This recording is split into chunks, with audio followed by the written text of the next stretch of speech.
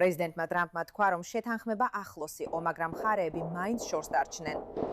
დიმატორზოკი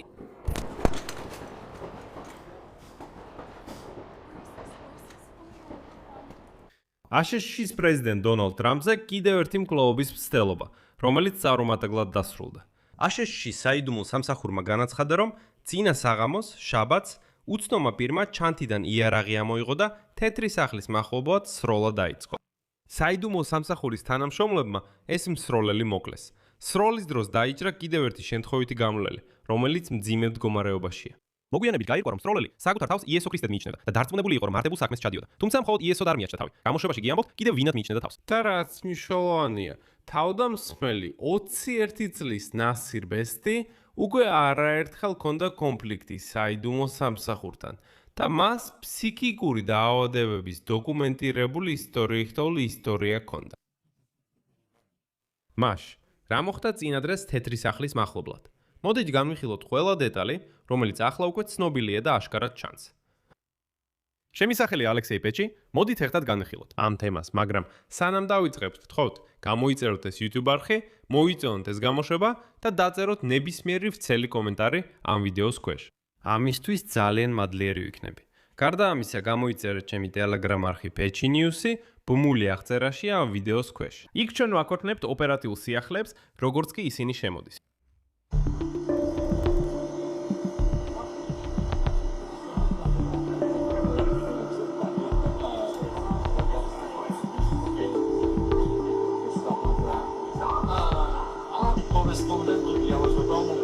Znowu mamy do czynienia z sytuacją, gdy ktoś sięga po broń i musi interweniować Secret Service i znowu programowo o tym wypadło. შაბათ საღამოს ვაშინგტონში თეთრი სახლის მახლობლად ისევ ისროლეს. ეს ინციდენტი მოხდა სულ რაღაც 1 თვის შემდეგ, რაც თეთრი სახლის კორესპონდენტთა ასოციაციის ვახშამზე 24 აპრილს სროლა მოხდა, სადაც მაშინ პრეზიდენტი დონალდ ტრამპიც იმყოფებოდა.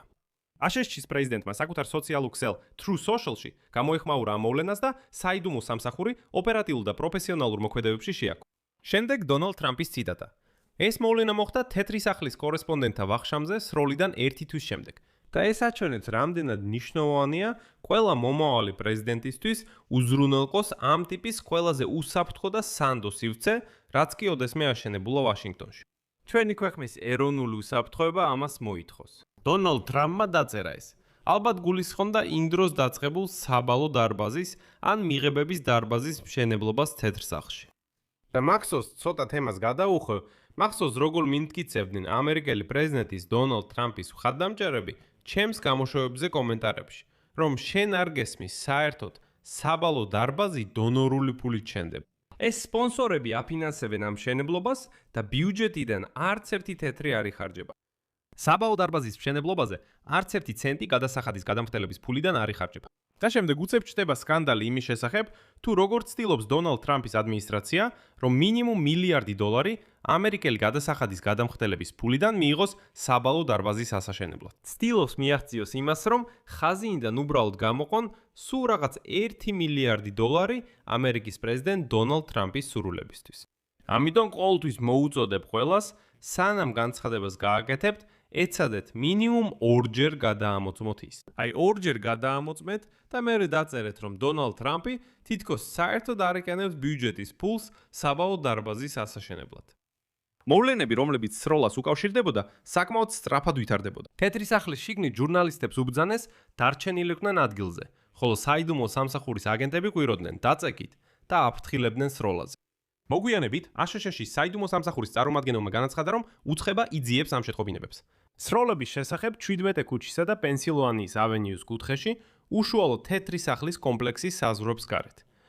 კიდევ მოგვიანებით გაირკვა, რომ თეთრი სახლის მახლობლად 30-მდე გასროლა განხორციელდა.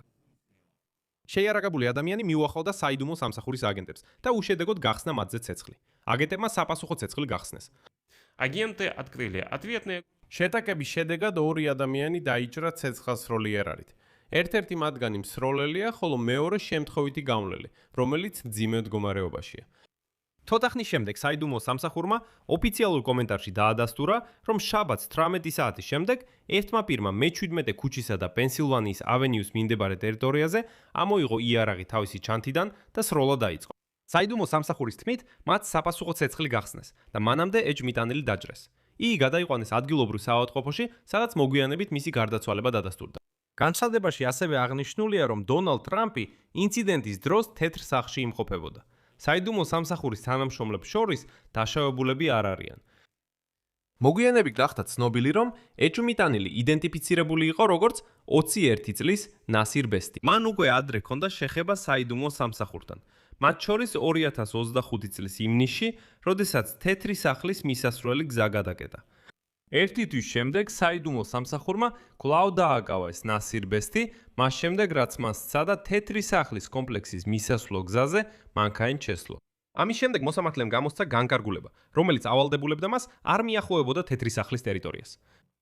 და სწორედ ამ ინციდენტების გამოძიებისას გასულ წელს გამომძიებლებმა აღმოაჩინეს, რომ ბესტი სოციალურ ქსელებში სხვადასხვა განცხადებებს აღწელებდა. მათ შორის ამტკიცებდა, რომ თავად არის ნამდვილი უსამა ბენ ლადენი.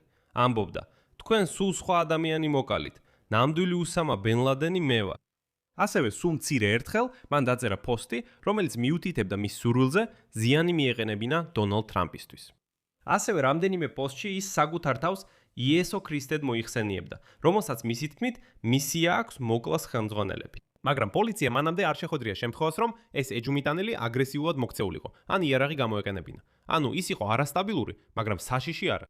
გავიმეორებ, რომ ეს ინციდენტი მოხდა ნაკლებად ვიდრე ერთი თვის შემდეგ თეთრი სახლის კორესპონდენტთა ასოციაციის სადილზე მომხდარი სროლის შემდეგ, სადაც მაშინ დონალდ ტრამპი იმყოფებოდა აპრილის ბოლოს. ვაშინგტონის ჰილტონის სასტუმროს შესასვლელთან, სადაც ერთი სართულით ქვემოთ თეთრი სახლის კორესპონდენტთა ასოციაციის სადილი იმართებოდა გაისმა გასტროლებს.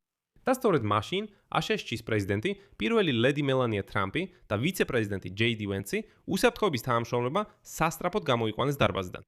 და ოფიციალური პირების თქმით, უსაფრთხოების სამსახურის თანამშრომლებმა სავარაუდო თავდამსხმელთან ცეცხლ გამოსვლას შევიდნენ და გააუნებელყვეს იგი. პოლიციამ განაცხადა, რომ მასთან 2 ცეცხლსასროლი იარავი და დანებიც აღმოაჩინეს. თავდამსხმელი აღმოჩნდა 31 წლის კოლ თომას ალენი. მოგვიანებით მას წაუკანეს ბრალდება აშშ-ის პრეზიდენტის მკვლელობის მცდელობაში. ფედერალური თანამშრომლის წინააღმდეგ იარაღის გამოყენებით თავდასხმაში, ასევე იარაღის შტატის საზღვრის გადაკვეთით გადატანაში, მძიმე დანაშაულის ჩადენის მიზნით. გარდა ამისა, შეგახსენებთ, რომ დონალდ ტრამპმა 2024 წლის საარჩევნო კამპანიის დროს რამდენიმე მკვლელობის მცდელობა გადაიტანა. აქ წერტილს დავუსვამ. თქვენი აზრი და დასკვნები დაწევეთ კომენტარებში ამ გამოშვების ქვეშ. გამოიწერეთ არხი და აწკაპუნეთ ზარზე და არ დაგავიწყდეთ ლაიკის დაჭერა. თუ გსურთ ამ YouTube არხის მუშაობის მხარდაჭერა, ამის გაკეთება შეგიძლიათ ნებისმიერი შემოწირულობით, ამ ვიდეოს აღწერაში მითითებული ბმულებითა და რეკვიზიტებით, ან თქვენს ეკრანებზე მოცემული QR კოდით. ამით დასრულდა ყველაფერი. იზრუნეთ საკუთარ თავზე. ყოველს მშვიდობით.